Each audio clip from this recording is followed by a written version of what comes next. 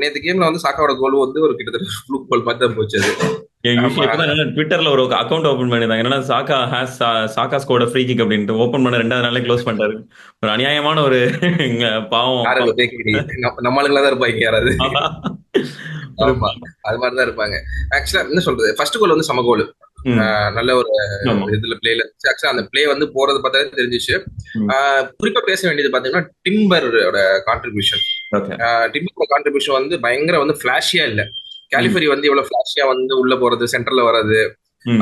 பால வந்து பாஸ் பண்றது. ஆக்சுவலா மார்டினெல்லியோட கேம் வந்து கொஞ்சம் டெவலப் ஆயிருக்கு ம். இவரு வந்ததுக்கு அப்புறம். ம். இவரு கேலிஃபரி வந்து உள்ள வந்ததுக்கு அப்புறம் அது ஓகே. வந்து ஸ்டாட்ஸா பேசுறத விட அது வந்து நம்ம எப்படி பேசணும்னா அவங்களோட காம்போல வந்து ஓரளவுக்கு வந்து செட் ஆன மாதிரி உட்காந்துருக்காங்க.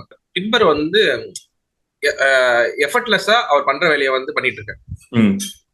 அவர் பண்ற வேலை வந்து சாலிடா இருக்கு அவருது.